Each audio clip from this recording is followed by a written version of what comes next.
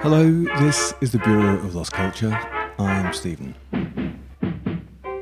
I don't need crack or ketamine, weed, cocaine, or heroin. I don't need much of anything when I'm in love. So if I die before you do, forget to say that I loved you. Remember me the way you do when I'm in love.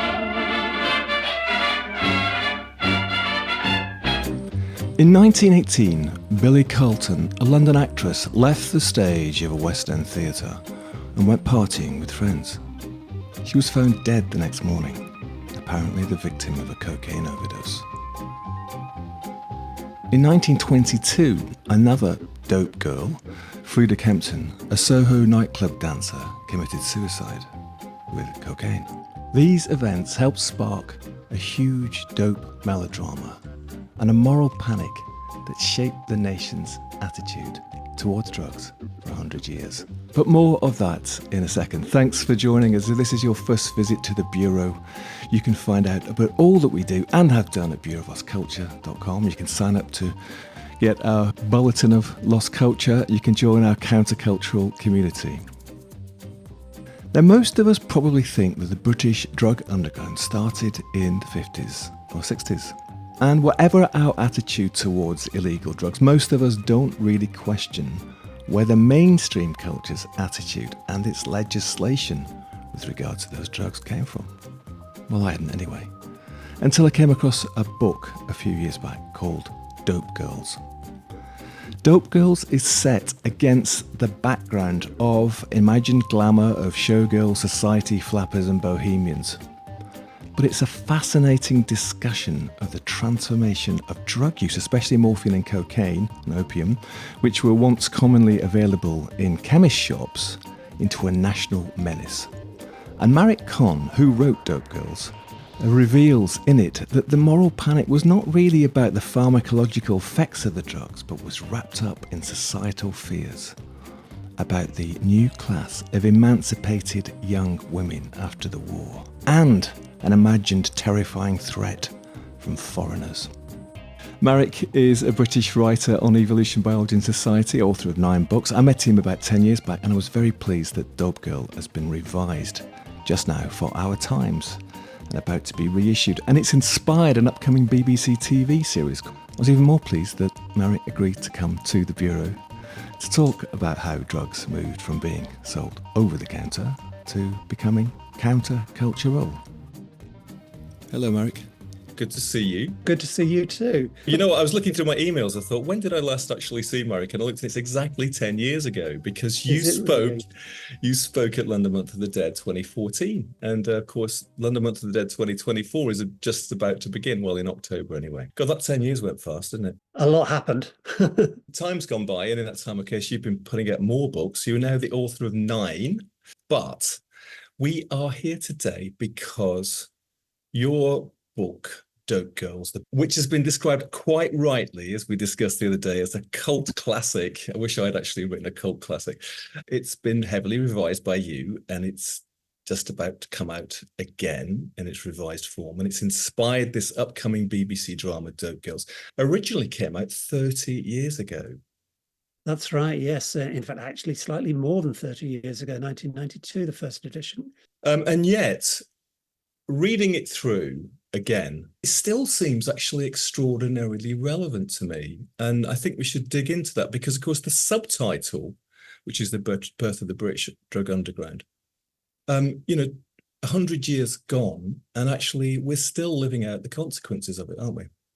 Yeah, we're living out the consequences of the new prohibition regime that began in the middle of the First World War in 1916. For listeners, just to give you the briefest byline. So MAREK traces how about 100 years ago, drugs moved from being over the counter to being counter-cultural. Let's just backpedal a bit further to the 19th century, what we now call drugs, things like morphine and cocaine. What role they played in sort of late 19th century society. So we just sort of set the scene for what was to come. So they weren't actually approved of by middle-class Victorian society. the drug habit was regarded as a vice, but the key thing was that it was a private vice or a personal weakness. So it was understood that that somebody might become dependent on opiates as a result of medical treatment. And when cocaine emerged in the later part of the 19th century, it was linked to a lot of ideas about the way people's brains worked. So it was regarded as something that was very attractive to a man. I mean, when obviously this is about men, a man of high intellect who needed to use his brain a great deal and had to have it stimulated and by artificial or natural means, and the artificial means of cocaine became quite a sort of prominent theme, most notably in the figure of Sherlock Holmes, who had to give himself injections of morphine because he had such an incredible intellect that solving the labyrinthine problems of the crimes that he set out to tackle was not quite enough. He had to have a bit of a booster on the way. But there is also a hint, I think, isn't there, in Sherlock Holmes, of he dealt with his boredom between cases, as it were, that the intellectual stimulation provided by the solving of these incredibly complicated crimes was enough to kind of keep his active brain, imagination, and intellect busy. But when he had nothing to do, he had to turn to drugs. It was the in-between times, exactly. Yeah. You have to continually keep stimulating that immensely powerful mental organ that from time to time was applied to crime fighting. Drugs are used, or what we would call drug, but they're available over the counter. That's the thing, isn't it? They're not illegal. So presumably you could go into a pharmacy, a chemist, and buy opiates or buy cocaine stimulants. Is that right? Pretty much. Technically, the pharmacist had to comply with obligations, but if somebody wanted or an opiate and they didn't quite meet the criteria, it turns out that there might be one or two pharmacists who'd be prepared to supply it. Around the turn of the 20th century, there's a tragic case where two sisters killed themselves using cocaine, and what medical justification they had for obtaining the drug legally from a pharmacy is not known, but it just shows how available and how risky it could be. And of course, these stories of mothers quietening their babies with laudanum, which was a kind of opiate-derived tincture, right? Yeah, opiate use in the 19th century was very widespread, and one of the most interesting phenomena was its use in the fens of East Anglia, because these were wetlands, they were swampy, they're marshy, and they were, well, malarial. And given the lack of effective medicine for such conditions, for ague as it was called, taking opium, helped alleviate some of the symptoms and enabled people to function. And inevitably that drifted off into more recreational use. Travellers to the region being warned about the beer served in local pubs, because it might automatically have a little drop of laudanum in it that the unsuspecting traveller would be not quite ready for.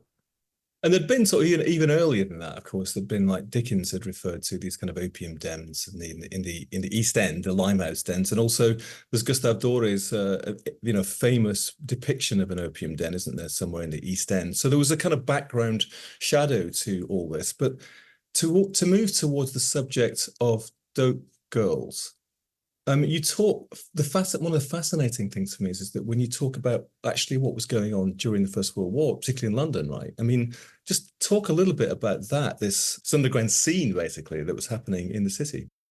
Turn to the United States for a moment.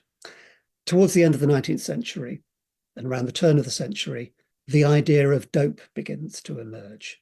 So drugs as a social menace, rather than drugs as a private vice, something that you might condemn in somebody that you knew personally, or you might pity, but you wouldn't regard it as a threat to you or to any wider community. Why does this change happen? Well, because of the people who are identified as taking drugs, in particular, Black American men. So cocaine was said to make Black men violent in white commentary about Black people around drugs. one of the most dramatic claims was that cocaine encouraged black men to rape white women. This began to shape the use of certain drugs as something that was actively dangerous. And during this period, the initial thoughts about cocaine use suggests that, if anything, it was a working man's drug. Stevedores, dockers in New Orleans took it to get themselves through endless shifts doing very, very heavy manual labor. In the 1900s, you start to become aware of the idea of street gangs, street use of cocaine and heroin now. By the outbreak of the First World War, you've got a recognizable underground drug subculture, a delinquent subculture in parts of the United States. In America, you said thousands of Chinese men had come across the Pacific as indentured laborers to build the railroads, right? So the recreational enterprises, brothels and opium dens sprang up alongside the workplaces.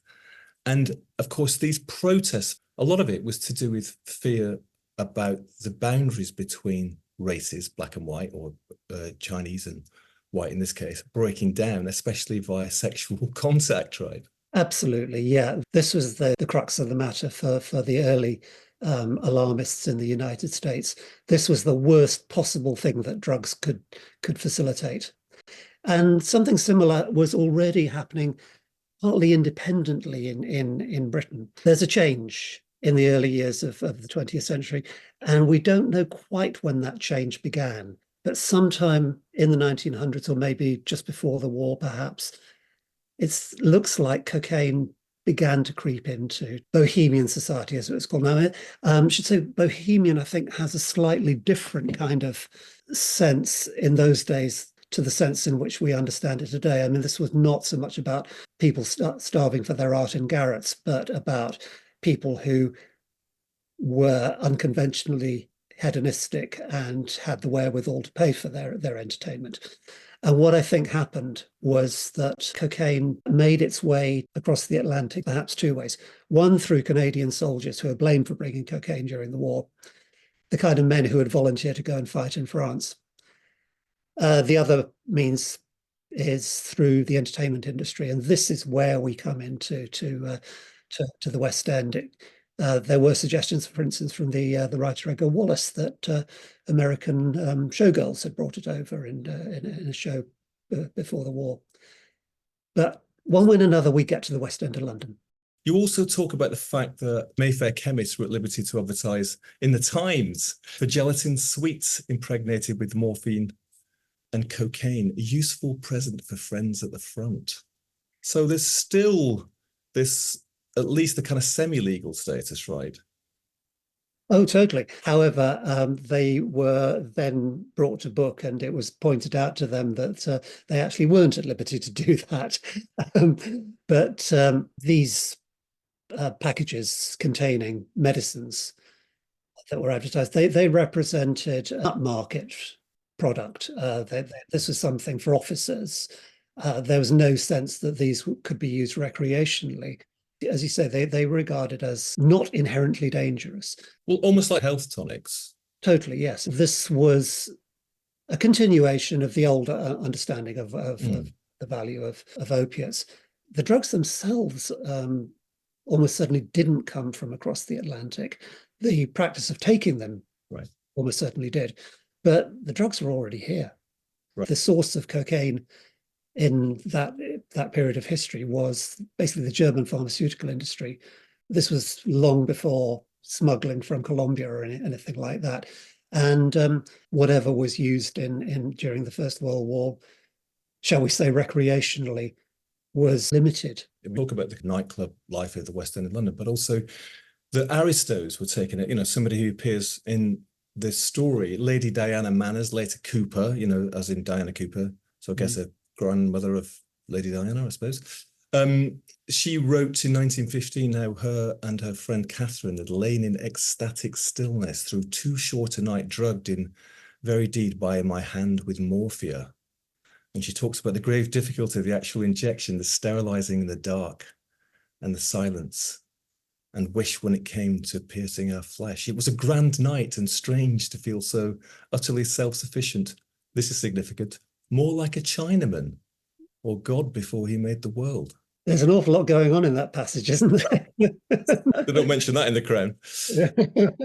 There's the very strong sort of sensuality and sense of ritual in that, the sense of transgression in the injection, the sense of crossing a boundary at any rate. But and then that the idea of what a Chinaman is, an interesting form of the Orientalism that surrounds all opiate taking in this period.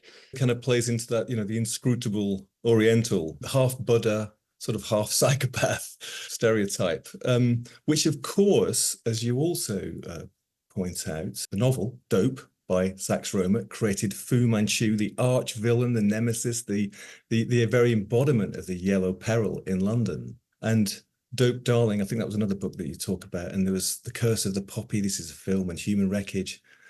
And all these things are sort of gathered around this kind of Orientalism, aren't they?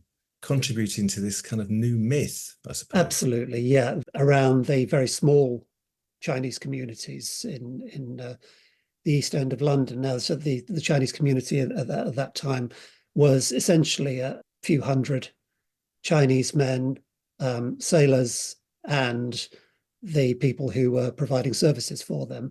Those services did include what were known as opium dens. I mean, really what we're talking about is a room where people could smoke opium. The fantasy of lavish cushions and sensual drapes and seductive lighting that were applied by British Orientalists in the press and in popular literature were a very, very far cry from what seems to have been the reality of, bare boards and a few bunks. Yeah, there's probably more like a crack den in it, if anything, right? Yeah, you could put it that way. There were two attitudes toward this. There was this sort of the sympathetic kind of rather colonialist attitude, which was, they have a different culture from us. The Englishman likes his whiskey, the Chinese man likes his pipe, but the other attitude was these people, these men are a menace to, right, quotes, our women folk, because of the way that race was understood. This was completely mystifying to a white racial ideological worldview.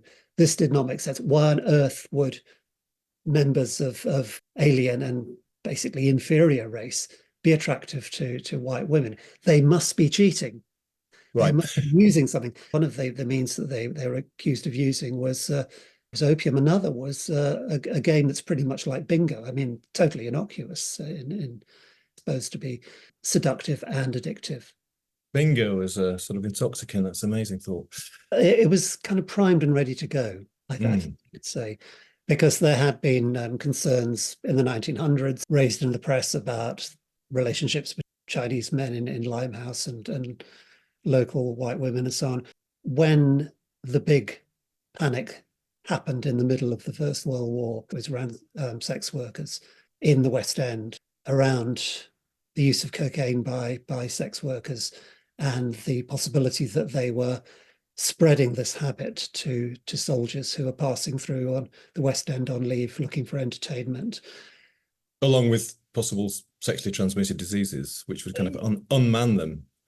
Yeah, exactly. So I suppose you would probably say that this was regarded as a triple threat. First of all, the moral threat to the fresh-faced young recruit coming down, getting off the train from the north of England or wherever, and being slipped a drink with some sort of doping agent in it, and then being lured into vice by these women who are regarded as moral dangers to men. Then, of course, there's the medical danger of sexually transmitted infections. And now, in 1916, the drug habit as well. This all suddenly started to snowball. The other thing which you talk about, and I'd heard of, but didn't really understand what it was, is the defense of the realm regulations, right? And maybe you could talk about this, because it applies to licensing laws, this legislation, which kind of sets the moral boundaries in some way for the next 100 years when it comes to intoxicants. Yeah, and I think it does a bit more than that, actually. I mean, I think it imposed a new frame on British ideas of personal liberty. The Defence of the Realm Act was originally brought in as an umbrella security measure. No loitering near bridges and tunnels where you could see why a spy might be doing that. Whistling for taxis in London was banned, and I've never quite understood that one. But whistling for taxis in London. Apparently, yeah. But as the war went on, its use was expanded to regulate matters that were not just to do with security, but also to do with the broader war effort, in particular productivity. So it could be used to control licensing hours, to keep people out of pubs, to keep them sober by restricting things like buying rounds. You bought your own drinks instead of getting into that thing where one person buys a drink and then everybody else in the group has to. Of course, things have loosened up in recent years in the UK, but for many years, the licensing laws were extremely strict about when closing times were, and pubs had to close in the afternoon, etc. They couldn't open before a certain time. So some of it was actually to do with, okay, well, we've got to make sure the workers and soldiers on leave are not getting kind of drunk and can't perform properly as well. So there's that stuff. But also, this is the first time that opium and cocaine become criminalized, right? So what happened was that panic developed in the media in parallel with concerns among the military and police authorities that sex workers might be spreading the cocaine habit to soldiers, and there was some evidence that this was going on, particularly involving Canadian soldiers in Folkestone. The first drug sting bust in the country was down there on the coast, and the suggestion was made that a regulation against drug purchase and supply and possession might actually have an effect of curbing the activities of a class of semi-criminal who are regarded as spreading various forms of vice. What this led to was an order under the Defence of the Realm regulations made possession of cocaine and opium a criminal offence. And that, for me, is the fateful historic transition where the management of a range of drugs passes from social norms, from conventional commercial medical regulation to the criminal domain. It happened, it was made permanent by civil legislation after the war, and here we still are. When Dope Girls first came out, most of those restrictions on pub opening hours were still in place. They were still in place. The previous edition in 2003, they didn't get rid of the last of them until 2005. But of course, the more serious matter of the criminal regime over other drugs is still in place. And actually, so that's why this is so significant. So 1916, where basically it creates criminals out of drug users, effectively. Well, I think we should come back to that, because actually the other major thing, I suppose, that's happened is that drug use in our society has spread right out, not only geographically from the West End of London, as it was in the 1920s, and Folkestone, throughout the entire world, and then across all levels of society. It isn't just the aristos and the delinquents, as you call them, the sort of polar ends of society. It's spread throughout the middle classes, hasn't it? So we are in a very different world than we were in 1916, and yet still operating in many ways under the same regulations. Yeah, to be fair on the participants in the first British drug underground of war years in the 1920s, it wasn't just aristos and it wasn't just petty criminals, people who earned their livelihood outside the law, and sex workers. It did include ordinary lower middle class young women who were the focus of a lot of the anxieties. And just there probably was a bit of an ordinary people working class street scene, except it was very, very small compared to the almost universal presence everywhere nowadays. And that's what's changed attitudes towards drugs. I mean, you do also say that some things haven't changed. You say that parents still worry that their children may be endangered by drug use. People are still heartbroken when drugs cause harm to them or their loved ones. Those feelings are much the same today as they were 100 years ago, although they're set in a different frame. Britain was another country in the past, but the people who lived in it are not so foreign to us. And I think that very much comes over to me, actually, about the sort of circularity of this. Let's get into the sort of meat, as it were, of dope girls, because we've talked a little bit about this sort of cultural and historical background that sort of sets the scene for what you focus on. And there's a BBC series coming. It's going to be interesting to see how they dramatize that. They probably, go for the kind of flapper, glamour, 1920s swinging London type vibe, I'm imagining. The point is that you see that the moral panic, largely fueled by the newspapers and media, as it's always been, really comes out of this early 20s event. And the first one that you really talk about, that I mentioned in the intro there, is the Billie Carleton, this struggling actress who leaves the stage after a performance, hangs out with friends, goes to the Albert Hall where Diana Cooper as she was, engagement party, and then goes back to her place with some friends and then dies. And it's said to be a cocaine overdose. I think you say that it might have just been sleeping tablets. Maybe she took too many after a cocaine binge or something, right? But this is the sort of signal event for you, isn't it? The moral approbation, the moral panic seems to focus on that, and a subsequent case with Frieda Kimpton, all around the fact that these young white women, our women, fallen prey to foreign evil influence, and that their demise has been brought about, not only been brought about by foreigners, but has been brought about by drugs. The whole thing was a dope drama, and it was a dope drama in 3 acts.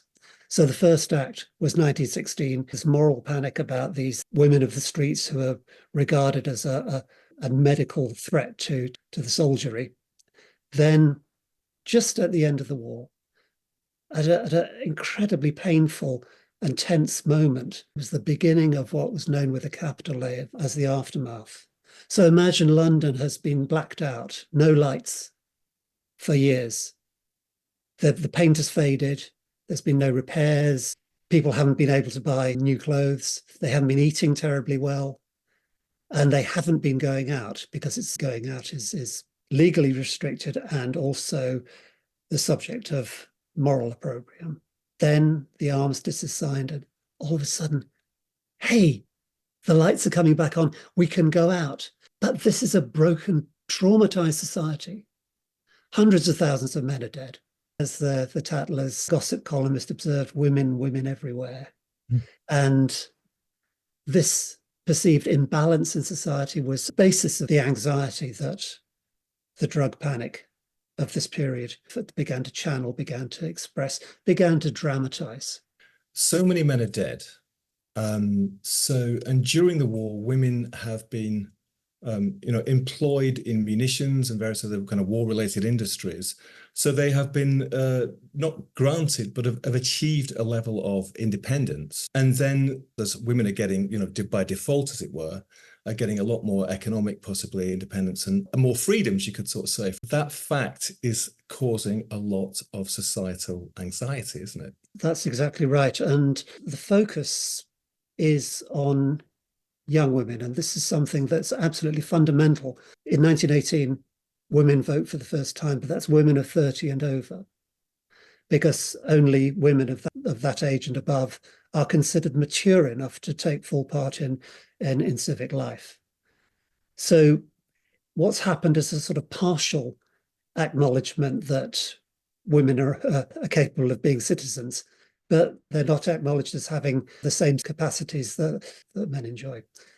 So the focus, increasing numbers of women, either in arguments for greater freedoms and greater rights, the suffrage movement, or doing, just by living their lives in different ways, by doing jobs, by doing things that women hadn't been allowed to show that they could do before.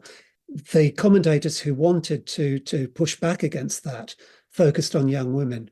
Mm. And so when Billie Carleton, in her early 20s, died of what was ruled to be a cocaine overdose, she became what any drama needs, which is a leading lady.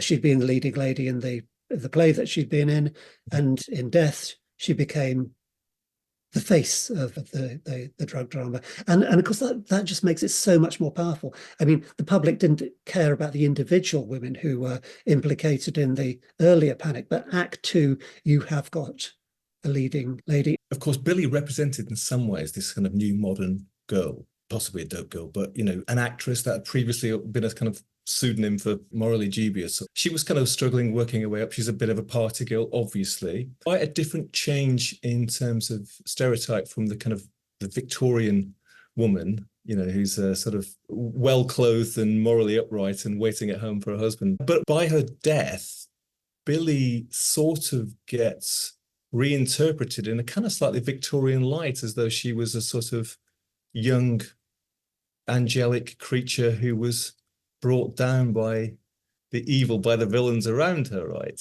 Yeah, the villains around her remained a bit obscure, but what absolutely definitely happened was, shall we say, she was cast against type. I mean, recollections of people who knew her, who partied with her, present really quite a different picture to the image that was created of her after her death. In death, she's this frail butterfly. The imagery used to describe her as sort of like a moth, a creature too delicate for this world. I mean, you read the reminiscences of the American flyers who hung around with her, and indeed, you know, the pictures of her, that's really not what she seems like. There is a kind of investigation, and it's traced through her dress designer, Reggie DeVille, I think he was called, who's probably gay and, you know, suspect. And then, of course, the supplier, a Chinese man, Lo Ping-yu, that got blamed. The moral panic really starts there, you say, in terms of the way that it's covered in the media. Yeah, so Billie Carleton was to be purely a victim. And the purpose that she served, as well as being a warning to other young women, was to argue that the Victorians had been right about the nature of womanhood after all. So she was there to say, this is what women are really like, how vulnerable they are when they try to move around freely in a world that's just too dangerous for them and they can't cope emotionally, psychologically with the risks that they face. The drama would have worked a bit better if the person who was the villain had been more obviously villainous. What happened with him was that there are a whole bunch of people who were potentially implicated in her death, who'd been involved in drug taking with her, and they all sent lawyers to the inquest to pin the blame on somebody else. And Reggie was the obvious person to pin it on, and they dug up quite a bit of material on him that really didn't make him look good. He had been apparently involved in one of the blackmail attempts that were a feature of life in the upper middle classes when male homosexuality was utterly taboo and illegal. He just didn't really fit the bill of an evil Victorian super masculine seducer and the sort of man who would traduce a woman and cast her aside. Really, he came across as much the same as her, an enthusiastic drug taker with very bad judgment. The attempts to cast doubts on his sexual orientation were probably pretty effective in that regard. But I think also it should be said that he and Lo Ping-yu clearly were involved in breaking the law and supplying drugs, though not on a significant scale. This was person-to-person kind of level. The height of the drug drama came in the early 20s, the third act, where this individual case was replaced by a storyline that was centered on a single person, but one who opened up a window on a much more extensive underground culture. That was where all the elements of the moral panic came together and reached their peak. Here is a sidebar from Dope Girls about Frieda Kimpton. Frieda Kimpton was born in 1899. Her family had a comfortable house in Stoke Newington in London with several servants. But the household began to suffer when her father, George, began to spend time in nightclubs, seeking out the company of actresses, and the marriage broke up in 1919. Attractive and fair-haired, Frieda became a dancer at a West End club where dance instructresses were paid a small wage augmented by tips to dance with men. Like aspiring actresses, their fortunes depended on looks, charm, stamina, and male favour. They had to be able to draw attention to themselves, dance all night, and be charming as long as they were awake. Frieda was a clever dancer, though personally I used to think her steps of an exaggerating type, an acquaintance remarked later. Always full of energy, even at 4 or 5 in the morning. She'd still be dancing and showing very few signs of fatigue. Well, the source of her energy was entirely predictable: cocaine. The euphoria of cocaine is often followed by depression, to which Frieda seems to have been prone anyway. In early 1922, she had some disappointment in a love affair, and by a tragic mischance, the distress coincided with the suicide of a friend. At the inquest, Frieda remarked to another friend, Rose Heimberg, how funny it would be if she committed suicide as well. Previously, Rose had stayed the night with Frieda, who had opened her powder puff case to show 13 packets of cocaine. Perhaps her habit was that heavy that she required 13 times the basic unit, or possibly she was selling the stuff herself. Frieda was lodging with a woman called Sarah Heckel and her daughter Sadie above a furniture shop in Westbourne Grove. Sadie had an idea that Frieda's stamina might be artificial, and at one point asked her if she'd ever taken drugs. Frieda admitted she'd tried cocaine but said she would never do so again. The notion, like her life in general, was a long way adrift from reality. Her bodily economy operated on cocaine credit. The precariousness of her emotions was apparent in the way she toyed aloud with death.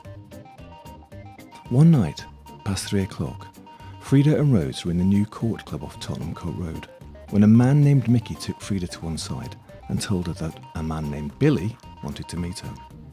Billy, short for brilliant Chang, was a unique figure in the landscape. The son of a wealthy family with interests in Shanghai and Hong Kong. He was in his mid-30s and had a share in a Chinese restaurant in Regent Street. It was here that Frieda, Rose, Chang and his friends ended up. After a while, Chang asked Frieda to go outside with him. When she came back a few minutes later, Rose saw that her mouth was twitching. She accompanied Frieda back to the restaurant in the small hours a week later. Frieda insisted on going in alone and returned shortly afterwards with a small blue bottle. On the 5th of March, Frieda went out to Brett's at midnight, where she met up with Rose. At 3:30, they went for breakfast with a couple of men friends. Their escorts left, and the night finished with whiskies at the Regent Street restaurant with Chang. Here, according to Rose, Chang gave Frieda another little blue bottle of powder. "Can you die while sniffing cocaine?" Frieda asked. "No, the only way you can kill yourself is by putting cocaine in water," Chang replied. On the way home, Frieda said she was going to drink the cocaine. Rose told her not to be silly, but when she got home, Frieda added the bottle to the 2 others she concealed in a pair of long white kid gloves. At 8 o'clock that night, Frieda emerged crying out from pain in her head. Sadie, her landlord's daughter, arrived home shortly afterwards to find Frieda sobbing and dashing her head against the wall in agony. Around 9, Frieda went into convulsions. Foam appeared at her mouth, and she died with her head resting on her landlady's arm. The cause of this was confirmed by Sir Bernard Spilsbury as a cocaine overdose. Brilliant Chang, very mysterious character. Chinese, evidently a man of some means, conspicuously well-dressed. At the time ran a restaurant, probably the first of its kind, in Regent Street. Chinatown, as we know it in the West End now, much beloved by Londoners and tourists alike, of course, has only really existed fairly recently. It was the Chinese community was based in Limehouse. They moved to the West End later, but I guess his restaurant was one of the first. Yeah, if not the first. He was certainly what they called a night owl. He certainly seemed to be very, very interested in young women, which of course meant young white women. And he was acquainted to a certain extent with Frieda Kimpton. No doubt that this was suicide. There's no question that it was cocaine, unlike the case of Billie Carleton, which is certainly not suicide and probably not cocaine.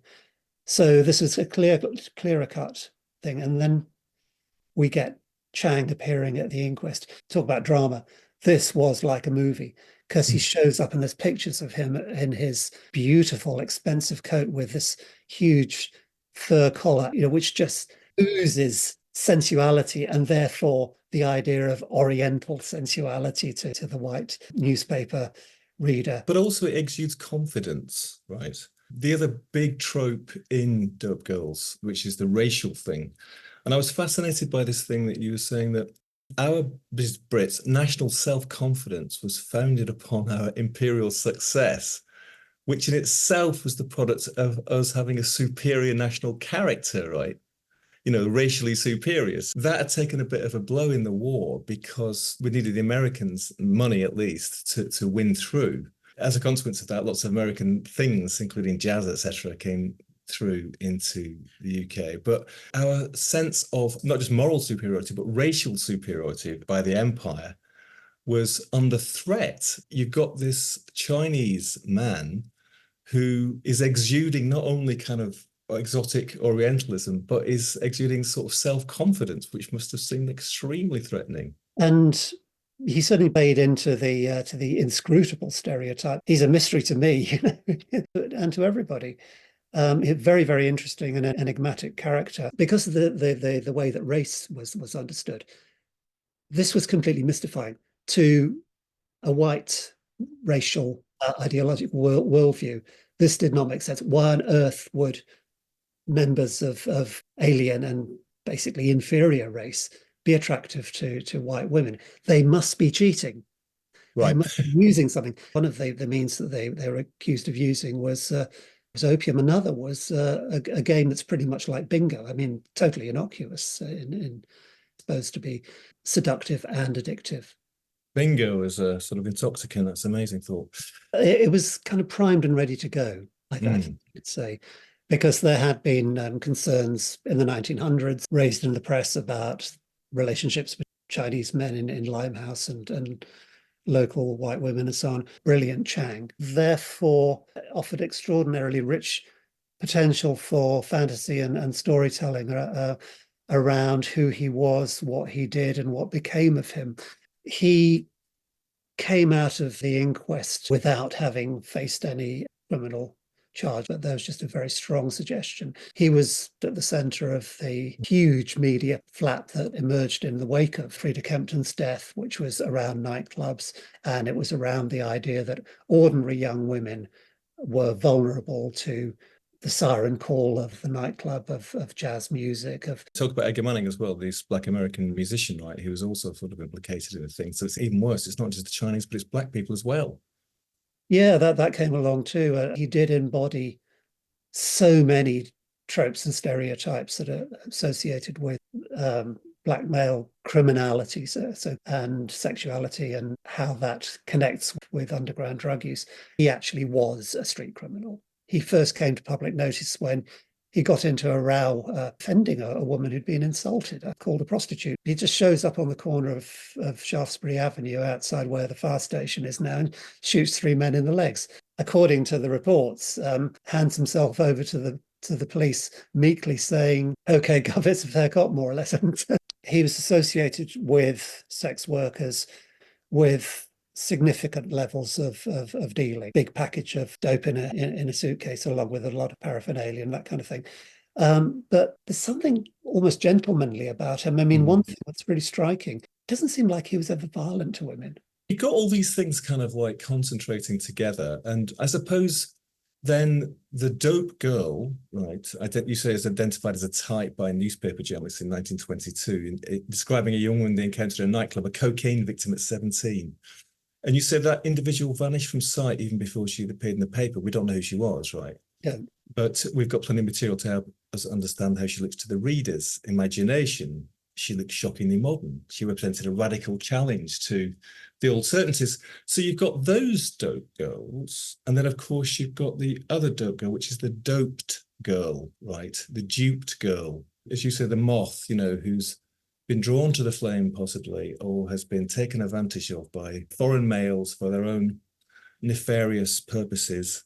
At one level for sex and possibly for profit, another level to sort of undermine the empire, almost. This is something which goes deep into British fears, right? Yeah, I agree. I think that's how, as we've discussed, we're talking about a moment in British history of of immense trauma. It's easy to take a superior view of some of the comments that were made and to condemn their unacceptability in from our point of view, but I wouldn't want to overlook the awful pain that society as a whole had suffered and was continuing to suffer. And this also fed into perceptions of the drug underground as part of the aftermath, as part of a moment in life where people were brittle, people were looking for pleasures, people were desperately casting around to cope with their grief, find a new path in life. I guess that the cocaine victim at 17 was presenting herself in a very superficially confident way. So, yeah, look at me, I'm having a brilliant time. Whereas others would be perceived as led into iniquity by the sorts of villains that we've talked about. And you're absolutely right not to minimize the trauma of suffered in the First World War, and obviously it was about to be repeated in the Second World War. Also not be too kind of superior about the British colonial spirit, because people at all levels of society had got used to that as our myth, from the aristocrats who were sort of running it all, the empire, to working class people whose lives might have been miserable in many respects, but could kind of take this pride in the fact that they're part of the British Empire, which covered a third of the world or something like. And you've got the trauma of the war plus the breakdown of these certainties. It's understandable that what you describe as societal anxieties take over, and that this moral panic, which was caused by the events, particularly the media's blowing up of them, basically shaped the discourse. And until now, right? Used to get in the 60s somewhat because of the new drugs, and maybe again in the 80s. But the war on drugs that was, stupidly started and has never really ended, it's all been shaped somewhat by the events of those times, right? Yes. Another aspect of that is that the first British drug underground was assumed to be a model for the future. My story ends pretty much in 1924, 100 years ago, because the underground just seems to have more or less been suppressed by that point. That's not to say that people didn't carry on taking illegal drugs throughout the interwar period, particularly among the upper classes and the so-called bohemian sets. I think this is on a much smaller scale. What seems to have happened is that policing actually worked. A whole load of dealers were picked up and the traffic was suppressed. One of the myths about the suppression of the first underground was that it was largely to do with catching brilliant Chang after a whole series of raids in which, they found various women in his bed and probably just got even more angry about not being able to charge him with anything. He was eventually convicted of possessing one packet of cocaine, sent to prison and then deported. I see no evidence that he was a major drug trafficker. I do see as evidence that he used it effectively socially, in other words, to share it with the women he associated with. But so what I think actually happened is that a whole load of low-level dealers were picked up, and that takeaway for the authorities was that if a drug scene starts up again, we'll be able to do the same again, and it's going to work. It doesn't work once it scales up, once significant numbers of people consuming drugs, significant levels of traffic, and also social norms change to significant extent. And of course, what also scaled up, of course, is that despite the prohibition, the criminalization basically created a bigger black market for drugs, which has continued and it's scaled up to this day. We are now in a time, right, when it's become an embedded part of our culture at all levels, geographically so. 100 years later, some things are the same and some things are not. There isn't really a moral panic anymore, is there? No, we've entered another historical period because everything that I was writing about in the 1990s and the early 2000s, right, it all still applied. The panic was still there. There were signs that it was changing.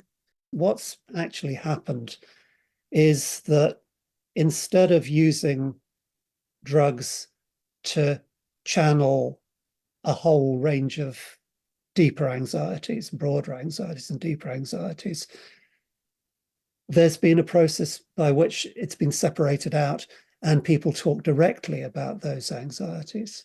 Similarly with the panic over skunk, high strength cannabis. It's not, that's a menace to society.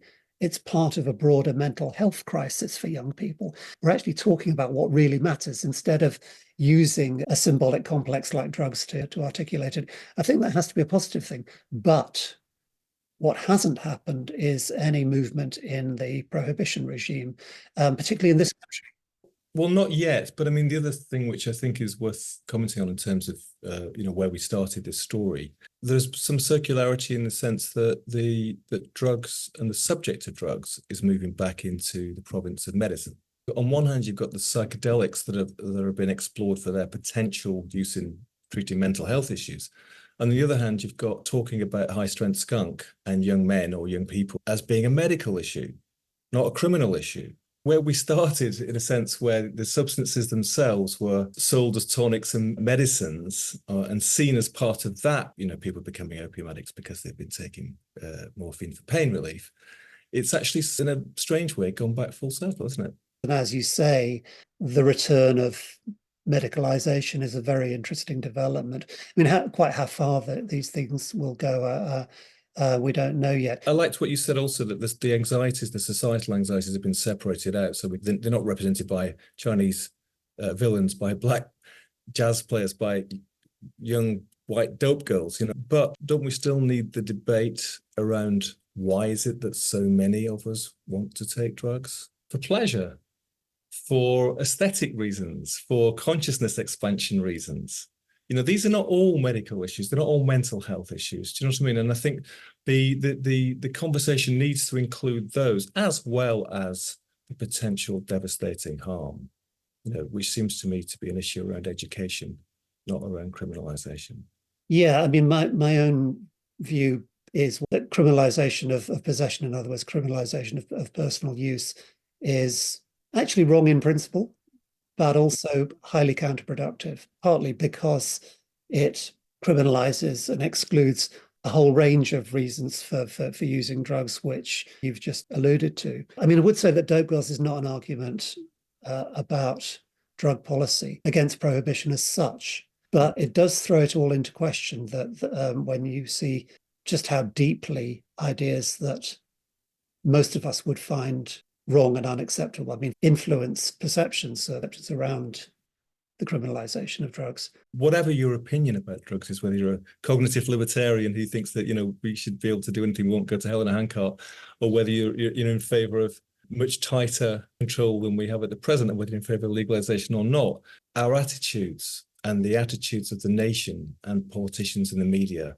towards this big part of human life were conditioned by certain specific things, nothing to do with the pharmacology, but to do with fears around increasing emancipation of women and fears of foreigners. Once you are aware of that and see how that's conditioned the arguments today, well, the argument from now on surely will be carried on in a more clean fashion, right? Yeah, in a lot of ways, British society has reached a stage where it becomes a lot easier to have this conversation, but I don't think it's becoming any easier to change the regime in any significant kind of way. It's probably politically very difficult. It is difficult, but the thing is that it's fighting the rearguard action. It's locking the door when the horse is bolted, because it gets to a tipping point where so many people in society use drugs or have used drugs or know people who use drugs that actually there isn't any point anymore. But certainly with recreational drugs, which are less harmful, there just isn't any point anymore in them being criminalised, because you effectively criminalise the nation. Yeah, there's a lot in that. What's likely to happen is that there's just going to be a sort of a mismatch between what the law actually says and the way that the law is enforced when people get caught. For me, the most important arguments in Dope Girls was about gender and about race. And because one of the ways in which public conversations, and the most important ways in which public conversation has developed, has been to intensify, really deepen the examination of those aspects of our societies. I really hope that we'll pick up Dope Girls and read it in that kind of a frame. So, MAREK KOHN, Thanks very much for coming to the Bureau of Lost Culture. Thanks so much. And it's been lovely talking with you. Thanks to Marek. Links to his work and his cult classic Dope Girls in the show notes. We only scratched the surface. It's full of fascinating stories and details about the times, about the first British drug underground and all the things that happened. And I'm looking forward to this BBC TV show, Dope Girls. It's going to be interesting to see how seriously they treat it, or whether they just jazz up the jazzy bits. But it's a fascinating story, isn't it? I mean, I think like Marek, philosophically, I'm a cognitive libertarian, in the sense that as adults, I don't believe it's the right or duty of the state to police our consciousness or bodies. But in practice, it's quite complicated, isn't it? I mean, there's always the question of vulnerable people, though I don't think the present situation really helps them either. And Dr. David Nutt's been arguing for years that the classification of drugs should be according to how harmful they are, rather than according to the sort of historical legacy Marek wrote about. David Nutt was employed by the government to report on these matters, but when he gave them a message they didn't want to hear, or were too scared to act on, because it would have put alcohol above ecstasy and ordinary cannabis, they sacked him. Just be good to have a grown-up conversation about it, given that drugs do play a part in many people's lives. Education, possibly taxation are the way forward, I think. Anyway, but that's enough about me. What do you think? How about you? Thanks for listening. Thanks to my recent correspondents, Mark, Momo, Ronnie, Sofa, Colin and Drew. Some great suggestions for future shows coming in. Keep them coming in. It's always great to hear from people. In the meantime, I hope to meet you further down the road, over the hillsides and around the band, for more tales from the underground. I don't need crack or ketamine, weed, cocaine, or heroin. I don't need much of anything when I'm in love.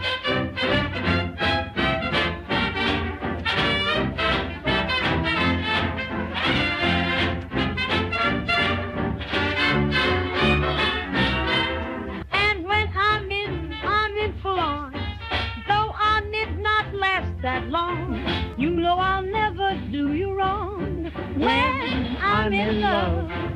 So if I die before you do, forget to say that I loved you. Remember me the way you do when I'm in love.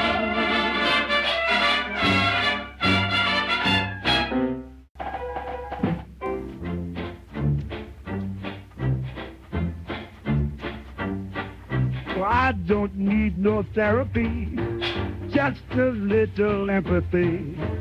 Baby, you're my remedy when I'm in love. Don't need crack or ketamine, weed, cocaine, or heroin. I don't need much of anything when I'm in love.